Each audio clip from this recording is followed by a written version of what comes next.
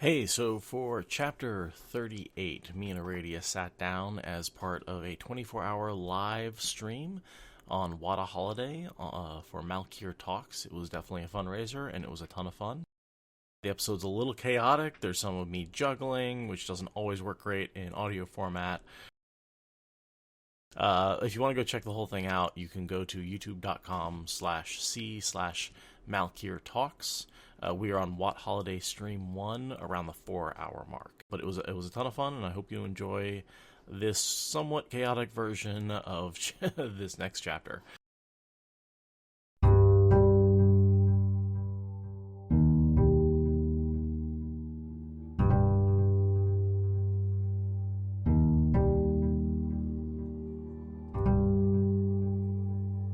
This is the Wheel of Time Spoilers podcast. Hey everybody, this is Seth and Aradia from WoT Spoilers. Really excited to get this thing started. I can't wait to go on chapter 38. Well, Aradia, you want to go into what we're doing? Yeah, we're doing our second ever charity thing, but this time it's not at 3 a.m. local time, which is super awesome. I'm super jazzed about that situation. So last time I thought 9 p.m. Eastern time was 6 p.m. our time. Turns out it's the other way around. Yeah, so, it was late. So, late. I'm super glad that we're back doing another 24-hour charity stream. That's super exciting. Are we over $1,000 yet as a community? Yeah. Someone's got to give us a starting point. Okay, so we're currently at 1,050. So somebody decide what a good benchmark is and then smash it. Smash it. Because, I don't plan on being beat out by a couple of puppets. Right. We've got standards here, guys. Yes, we do. Standards. So what we are here to do today is to discuss Lord of Chaos, Chapter 38, A Sudden Chill, which is more or less the chapter in which Matt arrives in Salidar and is wrong about everything. Literally everything. And it's fun. It's a lot of laughing at Matt and having a lot of empathy with Nynaeve for Matt issues. Right. I mean, where can we not just laugh at Matt? Like, that's what this whole chapter is about, is laughing at Matt. And maybe at ourselves a little bit, because... Yes, maybe just slightly. Just slightly. By the way, something I learned that is not usually a problem on the podcast, but is a problem on stream. Don't eat a bunch of red hot Cheetos right before you go on stream. They stain your teeth red. I spent the last 5 minutes in the bathroom desperately scrubbing my teeth, which is not something I have to worry about on the podcast. No, because normally we just get to have the great face for radio. Right. Yes, that's what I'm used to. Yeah. So I apologize for my devil's lighting. There's some underlighting going on here. So I don't normally look this evil, but I figured it was appropriate. I like the faded, dappled background. That's pretty cool. Yeah. No, I'm totally sitting outside right now. Definitely in the sun. I know you are definitely sitting in the sun. That's why the light's coming from below, because the sun is below me. Yeah, below me. So we are doing chapter 38 tonight. A Sudden Chill. The symbol is the dice. I usually read us in, so I'm going to give that a shot. Do it. Read the first paragraph or two. The blazing sun still climbed behind him, and Matt was glad his broad-brimmed hat gave a little shade on his face. This Altaran forest was winter bare and more than winter brown, with pines and leather leaves and other evergreens looking sere, and oak and ash and sweet gum naked. Noon yet to come, the worst heat beyond that, and already the day was like riding through an oven. His coat was slung atop his saddlebags, but sweat made his fine linen shirt cling. Hip's hooves crunched on dead ferns and fallen leaves thick atop the leaf mold, and the band moved in a crackle from the forest floor. Few birds appeared, quick flashes between the branches, and not a squirrel. There were flies, though, and bite-me's, as if this were the heart of summer instead of less than a month to the Feast of Lights. No different from what he had seen back on the Aradia, really, but finding it here, too, made him uneasy. Was the whole world really burning up? Yes, Matt. Yes, it is. Yes, it is. Yeah, I And like it's time that to he's go got the find phrase Lord. "heart of summer" because we've got that whole phrase about winter's heart later. Right, Winter's Heart. Yeah, that's a good point. Yeah, we really are in that like polar opposite thing going on between the two different depths of winter that we're about to hit. Because it's like Winter's Heart always happens because the heat gets released, and I always feel like it's a spring back effect. Like the weather just like springs back so quickly, and it happens all at once. Yeah, but this is the conditions that would kill the world if Absolutely. the Supergirls didn't go find the bowl and harness the Windfinders to fix the weather and plunge us into winter's heart. This is what would have killed everyone. Is this Definitely summer's heart of summer, which would have sucked. I'm being yelled at by the chat. They want me to put on the Gleaming Cloak. I'll be right back. Oh, Cover for me. Okay. So I'm like, guys, exactly how much does it cost to get him to change That's into, a good point. Into the cloak? Yeah. Right. This isn't free, guys. You think I'm just gonna put on a show for you and go change? Yeah. Like, I think this deserves some donations. At least some of our first donations. You guys want to see me? You know, I'm no dancing monkey. Unless money's involved. Enough money, though. Enough money. I am not cheap. Well, you know. All right. So until I see a donation, but I'll tell you, it's sitting right over there. And just go grab it. Hearts, add it out. No, it's still at 150. So. Well. Moving on to the chapter. Anyway. So yeah, it's just a nice setting of the stage for Avienda to go striding through with all of her Aiel heart and her Aiel stubbornness. Absolutely. Well, and I love that this whole time, right? We're coming up, and if you haven't been following along, Avienda is being brought there, and Matt's like, "Oh, she's sharpening that dagger to kill Elaine," and really, it's for her own throat. We see that scene later when she gives the knife to Elaine, and so all this constant sharpening, he's like, "Gonna have to keep her away," and it's like, nope, she's sharpening the knife for herself, because when she gets her own throat cut, she wants it to be the cleanest cut that it could possibly be. Right. It's the first of many things that Matt is wrong about in this chapter. But yeah, it's a way for her to be nervous, right? I think there's a line elsewhere where it's like, she's not nervous, but she's also sharpening this knife constantly. Like, she has nerves, but this is an Aiel way of expressing nerves. It's a good point. Yeah, it's like, it's almost a nervous tick of the hands. She's like, she's not like rubbing her hands together. She's sharpening her knife. Exactly. Because they don't have a lot of facial ticks or anything like that. I like that. And then the next thing I have is this little vignette about Oliver and Avienda's interaction, which is sort of an interesting side tangent from the Elaine question, because Oliver is a very different situation altogether. Right. Basically, he tries to stab her in the back, screaming about his parents being killed, and of course she doesn't hurt him. She just takes his knife away and sort of hands him and the knife back to the responsible adults. And I imagine murderous children are nothing new to certain Aiel folk, right? Like, there's probably other children of Aiel who like, oh, I want to be a warrior and grab a knife and like go to stab somebody, and you got to take the knife away. Right. Like, or even just like Intro to Combat 101, disarming somebody. She takes it away from him because no problem. And I'm sure she saw the threat coming from a mile away, because she's. Oh my god! Right? Yeah. Oliver is like broadcasting from a million miles away what he's gonna do.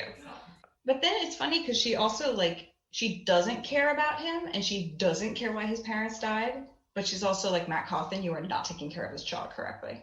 Like, I am a soldier. I know nothing about children. You are a terrible father. Who's teaching this child all these bad habits? You are, Matt. You're the one doing it. Like, that's yes. Yeah. Keep yelling. Yeah. So it's hilarious that even Avienda can point that out and be like, Matt, what are you doing? What are you even doing? Yeah. The ways of women, are definitely better than the ways of the Aiel. She might not ever want to be a mother, but she she's a wise one. She stewards her people, right? Totally. I mean, she's not really embracing that yet, but Oliver's clearly being overraised by violent men. Can we talk about how Oliver's quest to kill his parents' murderers are going to lead him to all sorts of adventures and become probably a hero of the Horn and hang out with Noel. I imagine him joining the cycle. As someone raised by a band of warriors. I mean, how could he not? Right. How could he not? He beat snakes and foxes. Noel came back for him during the last battle. Yeah. This child is destined for heroship. There's no other option. It'll probably be sort of doomed fatally because of his internal vendetta to kill the Shido, but like it'll be heroic on its way to complete catastrophe. Oh yeah, no, I mean he's going to fall on his. I'd love to see Outrigger novels. We can talk about a million of those, but Oliver Outrigger, him growing up like young Oliver, and then Oliver the Legend, and then King Oliver, and then Oliver the Despot. Right, Oliver the Despot, followed by. Oliver the Pauper learning his lesson and coming back around full circle. I'm imagining a whole hero's arc. I got it in my head. I love it. We should try to keep moving forward through the book, though, because we do actually have a time limit on getting through this. And it looks like the cloak is not yet required. Nope, 27. We're getting there. We got close, $27. But come on, guys, $27 for Hey, come on, you want to see puppet's Seth got put on like that cloak? Come on. Come on. Also, I see you guys really like my shirt. Thanks. Appreciate that. The shirt is awesome. It just happened to be what I felt like putting on. It's very Salidar. Yes. Love it. Okay. Got a time check. It's been 3 days since they got dropped off, and they've been making haste slowly, so to speak. Cloak has been achieved. Keeps on rising. The cloak has been achieved. Okay, so cloak has been achieved. They haven't seen any dragons sworn. They're trying to go quietly and slowly, and they're waiting for Vannon to find something. They know it's inevitable that Vannon's going to find something and lead them to the thing, but they're trying to delay it. Like the guy said, I know what's happening next. And then Vannon comes through the woods when Matt thinks of him. Matt raises a clenched fist, and they all chill out. And then Seth unveils his beautiful, amazing, wonderful cloak, which is absolutely amazing. Whoa, and he just went invisible because green screen. That was tricky. Green screen. Check out my pockets. Oh, it has pockets. All the people who have had to buy female clothes throughout the years are all ooh, pockets. I have pocket. It has pockets on pockets on pockets. If I can get the camera right, because look at that. That's pockets upon pockets. Oh, that is. It has pockets upon pockets. That is such a festy garment right there. Like, you and can do a Ren fair in that. Yeah. I definitely take the knives out for storage. Right. Like I put those back in there. When I'm going on a mission and I have to assassinate some folks. But the pockets are there. Between missions. And this was definitely made for me, my friend Liesel. She's actually, I'm going to give her a shout out because she made an amazing cloak, and she is currently unemployed and working on her sewing for all of her money. So please go check her stuff out if you get a chance. Oh, wow. So she's fantastic. I love that cloak. It's so great. I've gotten to experience it in person, guys. It's really warm and cozy. It is. I've used it as a blanket when not sober at a con. So. Yes, I remember you wrapped up in it, crashed out on a couch at SpoilerCon. It was like, "Aw, Seth has his Gleeman's cloak to keep him cozy when the party ran until 3 a.m. It's the whole point of the Gleeman's cloak. All right, now Malkier Talks brings up a decent point. If you want to see me juggling, that's not going to come cheap. I want to see at least $100. Yeah, at least another 100. If you're going to get me juggling and in the cloak, that's a whole performance, guys. Yeah, I mean, you got to pay the piper, or the juggler in this case, because he's not playing the pipes, but the metaphor. Yeah, I have room and board. I need donations. Yeah. All right. So back to our chapter. Yes, while we wait for them to buy your juggling skills. Yeah, buy my juggling skills. So I've got us up to them, Vannon coming back to the group and being like, yeah, I found him. And Matt being like, let's panic, even though I knew that was going to happen. So this is another one of my theories that Vannon is supposed to be a red herring for Demandred.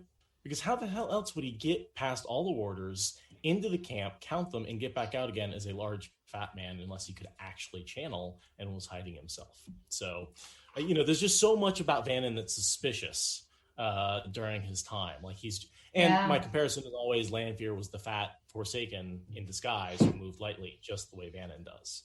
So I don't know. I think that Jordan was throwing out a lot of potential people for Demandred, and I think Vannon was one of them. So I like thinking of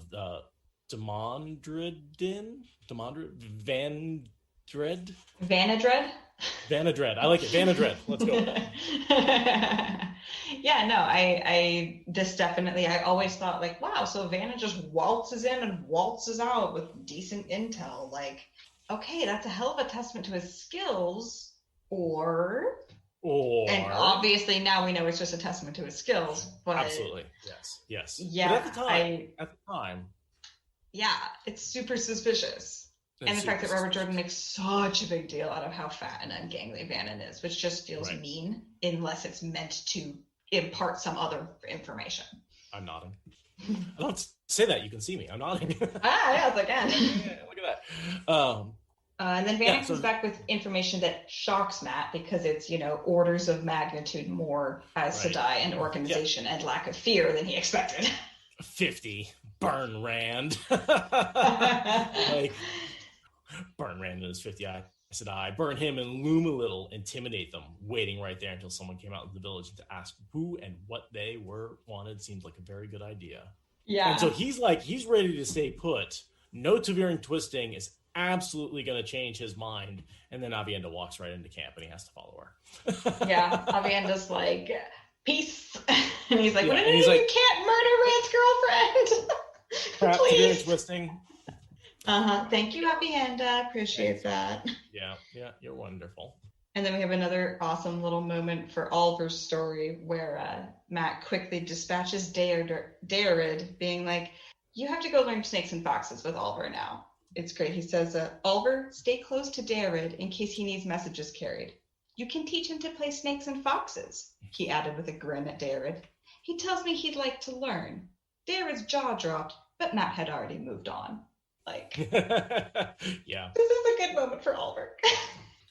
And Deirdre is he's one of those characters who is in a lot more of the series than I am used to remembering, right? He is absolutely he's the one, I always remember him from the end of the books when Tamanis smiles and he's like, good God, that's terrifying.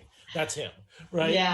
That's sort of what I remember him as, is the one who's absolutely you should do that more often. That's terrifying. Yeah. But he's Tamanis's equivalent just in common, right? Tamanis is the noble leader and Deirdre is the common leader.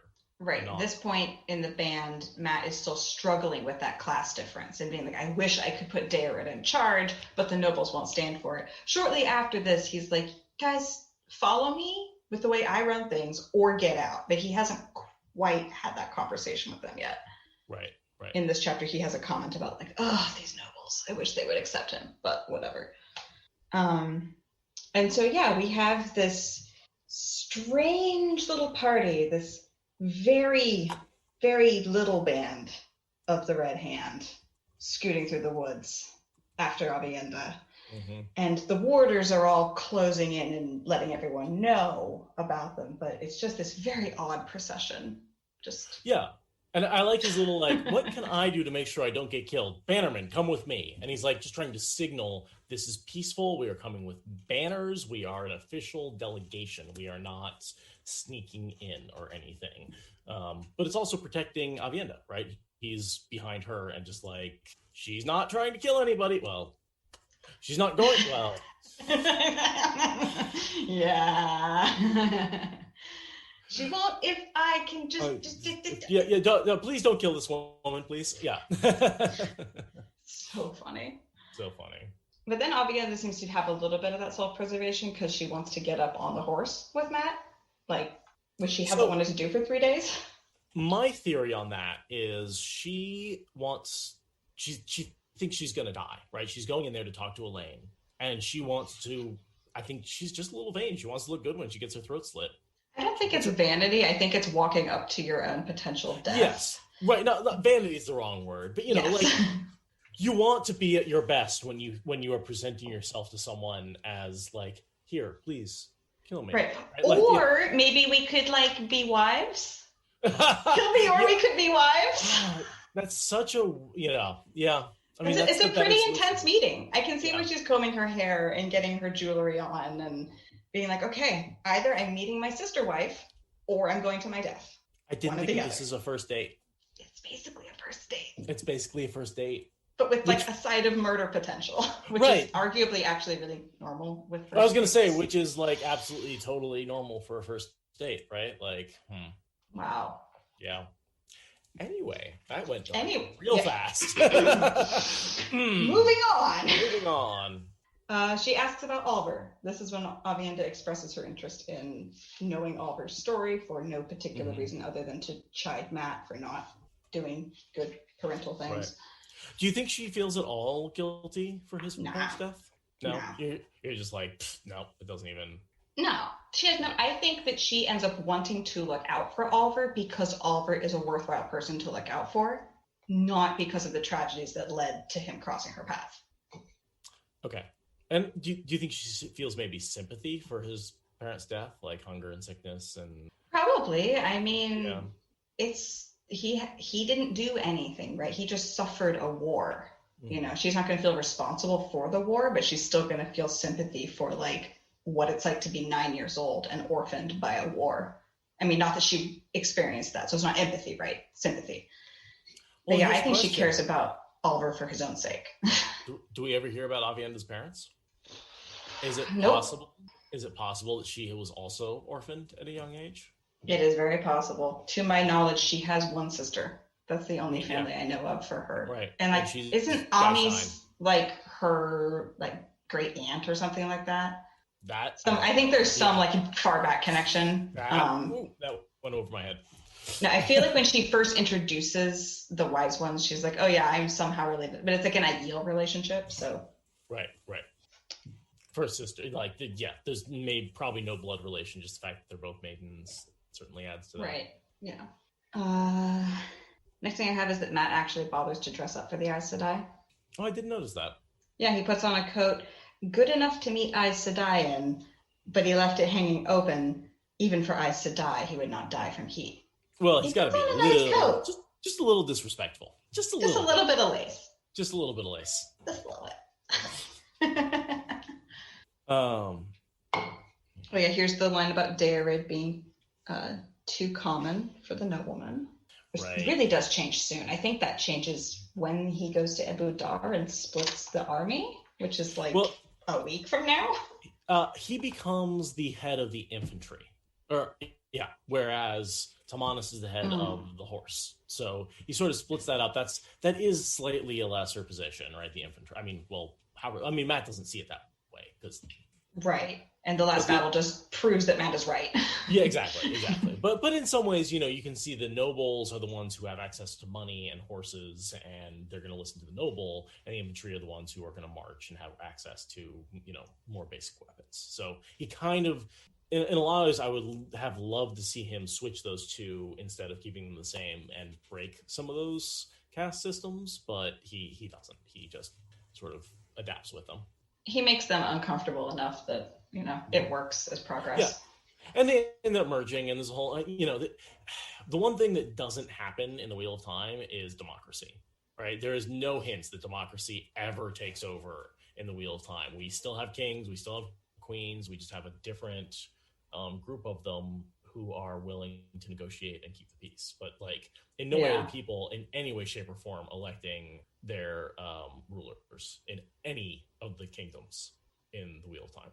Yeah, I think Perrin kind of tries. He's like, "You guys are fine. You don't need me." And they're like, "No, we need you so bad.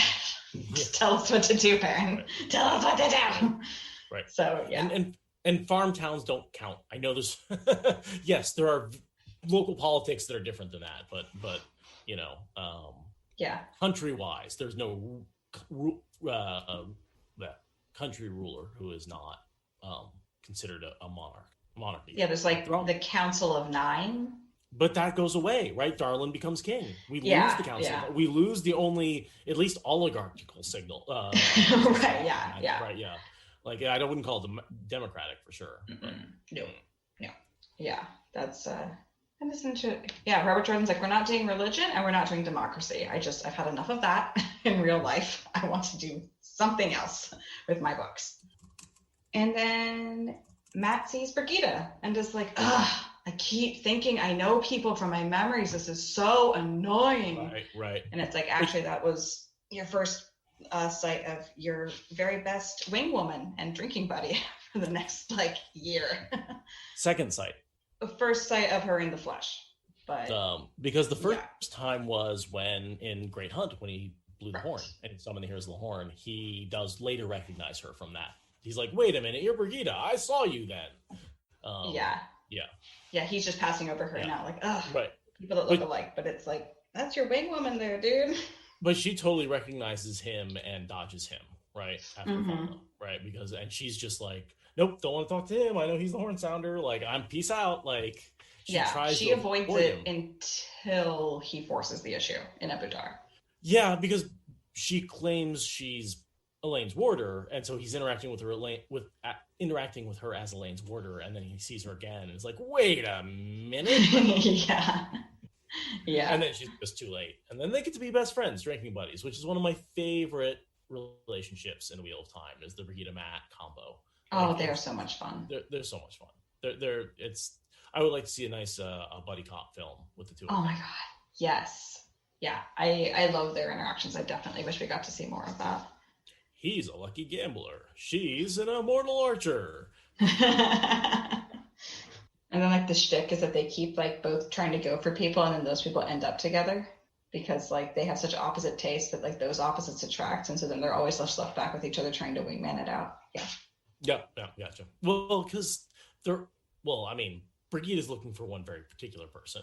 Right, so she's not that invested, right? She's just picking whoever's cute, and then... Yeah. Cute is not the word I would apply to Brigida's It's her definition of cute. Nobody's definition of cute. Attractive, yes. No. Even she's like, they're pretty fucking ugly. I like them ugly. She likes them looking like someone took a cast iron pan to their face. I will concede that. Mm-hmm. Yeah, nodding notably. How long until we get you to juggle? How much money do we have left? I feel like we got halfway there, maybe. Do we have another $50? I don't know what number we're trying to go for. We started at $10.50. We got $50 for the cloak, and we needed $100 for juggling. So we're at $11.97, whatever that means. $11.90. We got $3. $3, guys. Seriously? $3, and we can have juggling. Meanwhile, Matt runs into some Aes Sedai, says a bunch of really wrong things, and the Aes Sedai is like, I can take you to the Amerlin. It's fine. No problem. Yeah, I noticed they don't say who the Amerlin is. Yeah. They're like, this general is confused. We'll take him to the office, not the person. Oh, by the way, it's looking like Andrew is correcting me. It's 51 for juggling. We'll see. There's a time delay. All right, you guys, fucking pile it on. Come on. I've been practicing all day. It would be super cool if we could make it up to 25% on this meter before we end this chapter. That would make our evening. That would be cool. Or it would at least make the juggling happen. I don't know. Maybe we can make a new goal. They're actually the same goal. They're $1 off. So if we can hit $51 for juggling, $52 for 25%. So it's just $1 between the two. So come on, $52, guys. You can do it. We believe in you. Even if Matt doesn't believe in Egwene, we believe in you. Believe in his luck. So yeah, then we get a rapidly cascading series of Matt being wrong about everything even harder. And then he's like, oh, Rand was wrong. It's like, Matt, Rand is not wrong when it comes to how badly you're wrong. Rand was wrong. About what? How many Aes Sedai there were. Yes, good morning, and welcome to this special WoT-A-Holiday charity event episode of Lang Teaches. Today we have a special treat for you. Instead of teaching some kind of fight techniques, We're going to have a few guests on and play Wheel of Time inspired Mad Libs. Her first talent. Yes, I have taken a few excerpts from the book, specifically around passages related to sword fights. Yes, which is our third person that Mad has that talent now. My guests will be joining me, and they will be take turns giving a word, and then each of them will read. Logain. And here's the twist: you and Nicola. Okay, I did it. Pop quiz. Who are Guys, I should get like $10 donated just for that. I've been day drinking since like noon. I just started drinking at the beginning of the episode. I've been way behind. I gotta get some more. My warder got off work early today and now gets a weekend or 2 weekends and a week of vacation. So the day drinking had to start when he got off of work. Well, tell him congratulations, and it's about freaking time. Thank you. Will do. Yeah. Thin dark-haired woman. Next, I've got Avienda getting spotted. Yeah. There's another talent scouted. I'm going back to Verin again. Verin's like, you didn't have to ask for directions. I know where the Hall of the Tower is. How the hell Verin got through the whole thing, found where the little hall is? Well, that's not hard, though. Have you ever spotted a paper jacket wasp, like in a field or the woods near your house? No. Okay, so if you have a house in the woods where there's yellow jackets. Right there. Yeah.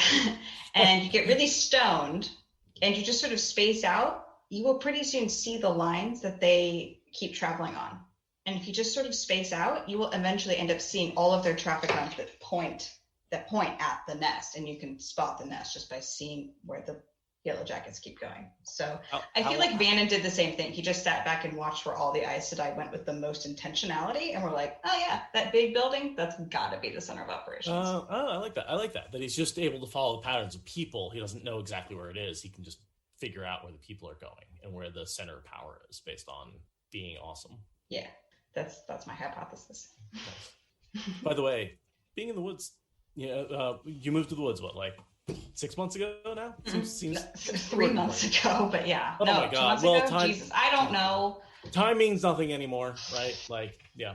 But, I'm jealous. I moved out as it was freezing, so there aren't any yellow jackets here currently. Oh, okay. This is past experience then. Oh yeah. I moved back to an area I'm familiar with. So gotcha. I like how the Aes Sedai start gathering around Avienda because they get a whole sense that she's a powerful channeler. The talent scouting is really like painful, but hilarious. It's frustrating, I think, because Matt leaves her alone to deal with that. And I think that's a little bit rude of him, but at the same time, given what he thinks about Avienda, I can understand his reasoning. Yeah. Like, you didn't have to let her just get thrown to the wolves of the Aes Sedai, but he thinks he's protecting Elaine. He's stalling for time. He's trying to get to Elaine first. There's a little bit of a... Also, to be frank, Avienda can handle herself. Yeah, it's hardly the most egregious breach of decorum Matt has ever made. Shall we say? Yeah. He's stuck that size 10-foot boot in his mouth a few times. Well, he's going to. This chapter. This is almost the opposite of when he opens the gate and is like, all right, I've rescued you in the stone. And this is like him walking in and making a fool of himself and being like, I've rescued you again. And then being like, actually, they're well actuallying Matt here. And it's funny because he's thinking about that experience, right? And he's like, I've been there, done that, got the scolding. Like, I know this routine. And they're like, I've saved them before. I'm going to save them again, And they're like, no. We've evolved. We're new. Quite. Yes. And also, as he meets the girls, he has to comment on their appearance in the most Matt-like way that I'm going to cringe at and move on very quickly. But all of them get ranked by where their dresses are positioned. And it's... Oh, Matt. My only point was that on that is that Nynaeve's dress style has changed drastically since they left the two rivers. And that's something that we comment, one of my favorite things is Nynaeve's internal hypocrisy, and the fact that she's always like, stout two rivers woolens are good enough, when in fact she almost never wears them. She's almost always wearing low cut silks, in a blue or yellow color. Blue because Lan likes blue. Yeah. And she's getting to be herself, and it's so yes, that comment is useful because it lets us track the personality changes from outside of Nynaeve's POV, because obviously Nynaeve is a terrible narrator of herself. Oh, it looks like the chat's calling for your balls. Only $13. I just need $1 from each Forsaken, and you guys get to see. I actually have some stainless steel balls that I'm going to bring out. Oh my goodness, we've done it. We've done it. Show us your balls. Give me a second. I got to get changed. No, actually, I do need to get this chair out of here. I don't have a lot of space, so let me move this goddamn thing before I trip over and die. Okay, guys, you did it. You are going to get some live on the air ball juggling glory. It's going to be fabulous. And I'm going to lose it. The green screen's got to go, so you're going to see my shitty closet. Ooh. Oh, no. We're going to see inside Seth's closet. Wow, he just folded reality. That was like a gateway. Just like fold reality away. Didn't I imagine this is a gateway to the forest that I just keep here? Right? Like, that's very Narnia of you. Right. I really do it to air out my room. It's a really easy way to make sure you have fresh air. I keep a preferential difference up, just like, with the lava. So it's just a beautiful breeze. There's actually one on the other side of the house.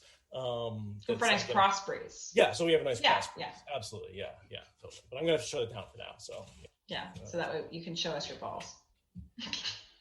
The sentence is not going to get old because we are all 12 inside. All right, so let's see. Yay, my closet. All right, so these are, in fact, chainmail juggling cubes made out of stainless steel, made by a friend of mine. They're massively heavy. They're like a pound each, which is hard to juggle. And the cloak always gets in the way. So we flip it back. Is that cable going to get in the way? What cable? From your headphones? Yes. That's okay. We're going to start juggling. All right, juggling. You guys bought this. All right, everyone here, you have purchased this quite epic juggling situation. Also, keep the excellent blue SpoilerCon 2020 shirt. Just want to point out that SpoilerCon 2021 is totes in the works, and you should all keep donating money because it makes us happy. And dude, with the juggling skills, I've managed to juggle like for 3 seconds once ever, but that's the complete and total sum of my juggling. But let's just watch this for the rest of the night. I don't think we need to read anymore. This is do you want to just go? Why don't you just go ahead and finish out the chapter, and I'll just juggle while you talk. How's that sound? I can respond, but you got to read stuff to me because I can't read and talk at the same time. All right. So next we've got. So Matt goes in to the thing. My downstairs neighbors love it when I drop that. And let's see. Nynaeve is completely giving Matt the rough side of her tongue. Blaming Rand for everything, calling Matt Lord General Cawthon, and how he's frightening people. And you stop that grinning Matt Cawthon. And Matt still is not sure what's going on. And they go through the little tower, and it only went to show what a rarey show they were running here, and accepted stalking through and muttering to herself, and not one of these Aes Sedai said a word. He had stayed in the tower as short a time as he could manage, but he knew that was not the way Aes Sedai ran things. So he's making correct observations, incorrect conclusions. Very incorrect observations. Oh, totally. Yeah, no, he's looking at what's going around, and like he's making them very confidently, right? Confidently incorrect, if we're going to go with anything. Yes, he has no doubts. Right, no doubts, And... By the way, did I mention how heavy these things were and how out of shape I am? God damn. The chat's very impressed. That's awesome. Oh, thanks. Yeah, that was fun. Let's see. I'm going to take a little bit of a risk and do a little Mills mess here. Let's see if we can... Let's see. I want to see my hands, camera angles. Doing this in my closet, not because, by the way, there's a shelf right there, which I have to not hit. Oh, and this thing hanging down in front of me is, for those of you who are Mistborn fans, it's shiny and out of focus. And totally out of focus. Is that ever going to focus? So out of focus. Oh, there it is. Oh, that's all the Mistborn symbols. Even I know that. Sure is that. Oh, that's cool. Made out of metal. It's one of my favorite little things. Because metal is an element. And then my Twisted Ring Terangreal, which is not exactly canon, but it's the way I picture it. Oh, where'd you get it from? A friend of surprisingly enough, the brother of the guy who made me these. Nice. Talented family. All right, so I'm just showing off. Okay, so next we've got Nynaeve actually leading him into the room with Egwene and Elaine. And Matt follows her in and just drops his jaw all over the floor, which is pretty hilarious. Almost as hilarious as Seth completely exploding everything in his closet. Okay, going back to being, we're going to pretend that I'm actually a podcaster again. That was an extremely epic diversion. Thank you all so much for donating enough that we were able to get this amazing, epic juggling thing. You are all fabulous, wonderful people. Thank you for patronizing the arts. So, my cable came out of my headphones and I'm all tangled in it and I can't hear a damn thing. So give me just 1 second. Technical issues. Technical issues. Getting physical during a podcast. You guys are all super great. All of the guests are wonderful. And I am not going to walk on a tightrope, you guys. Okay, first of all, I have the skills. Okay, I came back. I plugged in and I heard, I am not going to walk on a tightrope. That's all I heard. Yeah, I do not have the requisite skills to perform tightrope walking. Do you have the requisite skills to have knives thrown at you? Can you scream well and wear a low-cut dress?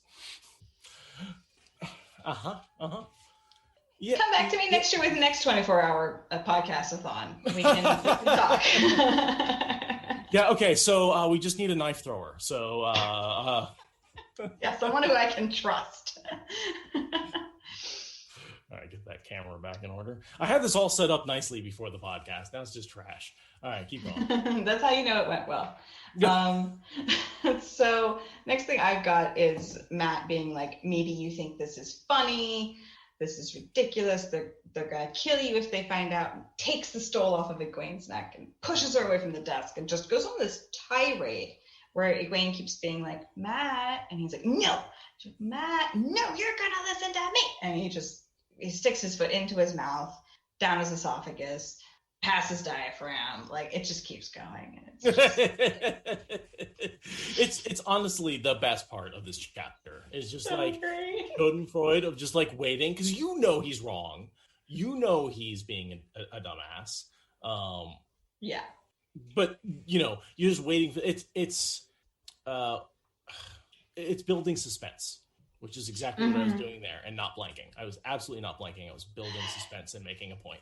And basically by letting the audience know about something that the character doesn't, you're sort of waiting for that other shoe to drop. He's humiliating himself, and you're waiting for him to like really, yeah. It's some serious just like comedy that like Robert Jordan does comedy well, but he does it very rarely. And this is just one of those super quintessential times of just like pure low stakes comedy where you're just able to laugh and there's nothing complicated about it. It's just funny.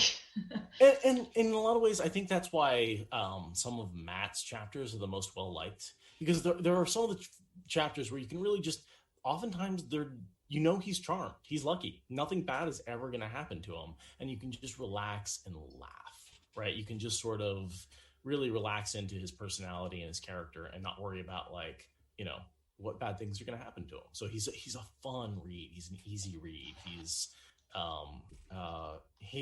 really much like your best friend, Very much so. You can very much empathize with him safely.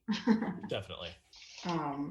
And so, yeah, Matt thinks, I can rescue you if you're polite to me. He threatens to physically accost Nynaeve if she physically accosts him first, which is arguably fair. I'm not super pro beating people up, but when there are people with a history of beating you up, I'm willing to give an exception. But self-defense is definitely one way to do it. But, it's more like offense at this point, but well, the best defense is a good offense, as they say, right? Yeah.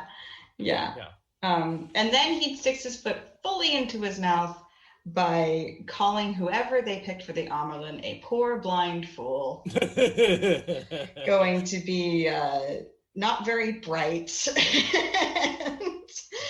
crazy enough to think she can take the tower from Elida. And it's just like, you're staring into the eyes of the woman you are insulting right now. An Amerlin seat for a bloody village in the middle of nowhere. Like, and it's like, yeah, that's actually Egwene. Sorry. Yeah, it's and he's just like there being like, well, why aren't you thanking me? And then we get the end of the chapter. I don't know if you wanted to read it out or just let me continue to giggle summarize it. Yeah, I think I'll give it a read. Okay, cool. I'll start with the blind fool. He drew a deep breath. Now, when the poor blind fool they've chosen out for their Amerlin gets here, I will do the talking. She can't be very bright, or they'd never have been able to shove her into the job. Amerlin seat for a bloody village in the middle of bloody nowhere. You keep your mouths shut and curtsy for all you're worth, and I'll pull your bacon off the coals again. They just stared. Good. I know all about her army, but I have one too. If she's crazy enough to think she can take the tower away from Elida, well, she probably won't risk any losses just to hold on to you three. You make that gateway, Egwene, and I'll have you in Caelin tomorrow, the next day latest. And those mad women can run off and get themselves killed by Elida. Maybe you'll have some company. They cannot all be mad. Rand's willing to offer sanctuary, a curtsy, a quick oath of fealty, and he'll keep Elida from putting their heads on pikes in Tarvalon. They can't ask better than that. Well, anything to say? They did not even blink as far as he could see. Simple thank you, Matt, would do. Not a word, not a blink. A timid tap on the door was followed by a novice, a pretty green-eyed girl who dropped a deep curtsy, a wide-eyed awe. I was sent to see if you wanted anything, Mother, for the general. Wine or no, Tabitha. Egwene pulled the striped cloth from under his hat and settled it on her shoulders. I want to talk with General Cawthon alone a little longer. Tell Sheriam I will send for her shortly to advise me. Close your mouth before you catch flies, Matt, Nynaeve said in tones of deepest satisfaction. It's so good. It's so good. It's, as the chat's saying, it's Matt-splaining at his best. Oh, and now that I see that, actually, that comment, which is amazing, also came from Bambi, who I have made the entirely unilateral and not remotely biased decision to elevate for the raffle chat thing for being engaged and awesome. And Bambi, she's our Egwene, you guys. She's our Egwene. So, yeah. Thank you, everyone, so much for raising money for this charity and being part of all this stuff. Looks like we only managed to make it up to the juggling bar, so clearly you set that bar at a really good spot. Right. So $150. Do you think we can get another $50 for the end? Anybody? We got 9 minutes. We do have 9 minutes. Is there any other thing you would like to see? I can. Yeah. What can we do? Got costumes. Right. Yeah. Another 9 minutes of juggling for $50. Oh, you're gonna be so sore if you even try. Shirtless juggling. No. Take that off the table. No. Yeah, no. You guys like this shirt? It's staying on. Oh, okay. No, I was thinking for me. Okay. I was reading the chat and listening to you, so I'm getting every other word from MK Nice. I am sorry that I did not unilaterally make biased decisions for you. I apologize. I can only be unbiased for one person. I was juggling. Unbiased, the opposite of unbiased. Biased. I'm trying to take pride in how biased I was. It's not working. Guys, I've been day drinking. Oh, Bambi wants me to reprise something about Verin. Verin, who knows? Verin, who knows? I can definitely, if we can get another $50, which would, I can't do math, guys. What would another $50 take us to? I need a calculator. Also, hey, I want to give $5 to see Timber, my pup. He's a cute pup. Yeah, guys. Seriously, if you can get us some more stuff, I can reprise Verin. You can see Timber. Like, bring it in. We're doing the charities thing. It's a charities thing, guys. Let's donate to the charities. This is the last 10 minutes. We did a whole chapter. We performed. Timber is right there. Timber's just he's asleep, looking at me. He's wondering. We got doggos. Totally, we can show him off. But I need to find Nae'blis. Timber's Nae'blis. Illusions of Grendel, $10. Done. Here comes Timber. I honestly don't actually know much about this charity that we're all raising money for. I glanced at it. I was like, oh, it's a Brandon Sanderson thing. I guess good. That's good. So I hope that this is all good stuff, guys, because yeah. Hi. Oh, Timber, baby. Oh, Timber. Oh, don't hide from the camera. They want to see your face, Timber. Oh, Nae'blis. He can't even hear me, but oh, Nae'blis. Oh, look at that poppers. He's such a good poppers. Yes, he is. Look at those chops. Look at those chops. He's so sweet. How long have you had him? The whole time I've known you. Yeah, I mean, before the podcast started. He's going on 5 years old, and I've had him for 4 of those. No. So, but I only shortly before the podcast started. He sort of only got him a little bit before that, but he's such a good boy, and he's a snuggler, as you can see. Yeah, I totally stepped on his pot SpoilerCon last year, and I felt like the actual worst person. Oh god, he had worst. Such a blast at that con. He got to see so many people. He's so depressed now because he's like, he only gets to see me, and he's such a social guy that like he doesn't get to be out there. But yeah, this is my puppers. And right now he's like, why did you wake me up? I was asleep. It's for a good cause, Timber. It's for a good cause. You got to get up for the 24-hour charity padathon. And I just want to say the Lightweaver Foundation, I want to talk about that for a second. They're doing amazing things. Like we've raised some money for books to prisoners, but it looks like Lightweaver is doing that. Plus, adding in some of the basic necessities that they're donating: food, shelter, clothing, and of course books, right? The 4 basic necessities of life, as we can all agree, right? Because without books, we'd all be dead. That's super, super cool. They're doing the physical and the mental, intellectual side of survival. And it's nice that they have the resources and are willing to take a shot, to really take that on. Yeah, I'm really glad we were able to contribute to that. That's super cool. And Brandon Sanderson is the GOAT, right? Like, the man finished Wheel of Time in a way. Like, no, he's not perfect with the Wheel of Time. He's not Robert Jordan, because that's the only person who could finish it perfectly. But he did such an amazing job. He's given us Stormlight Archive so much good content.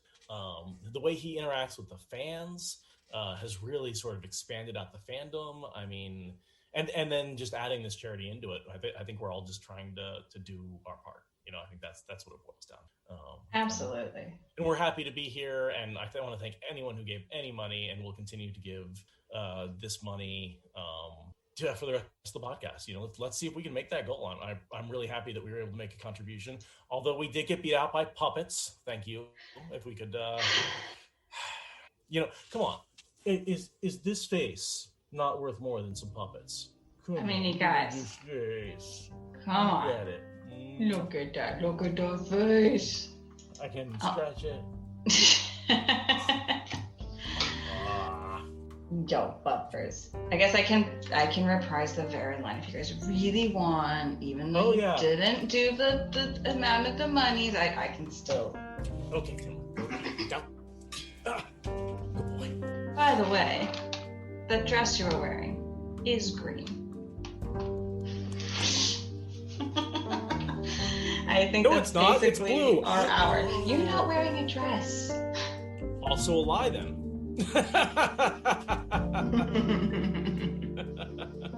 All right, so I think we are ready to turn it back over to Rob. And thanks to Rob for organizing, coordinating, visualizing. Right, so much work. And being up all night for these transitions. You realize he's got to wake up every hour to do this, right? Like, thank you, Rob. We appreciate that. Very much appreciate. Thank you. Yeah. All right, over to you.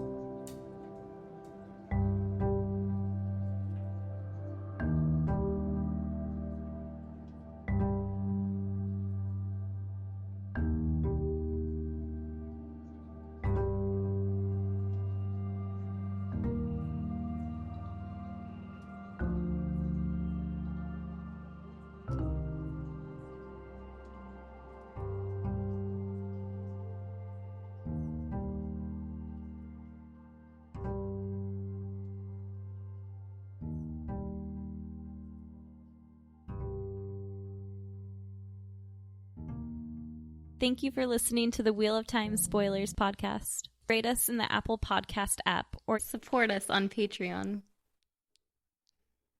Is that good enough?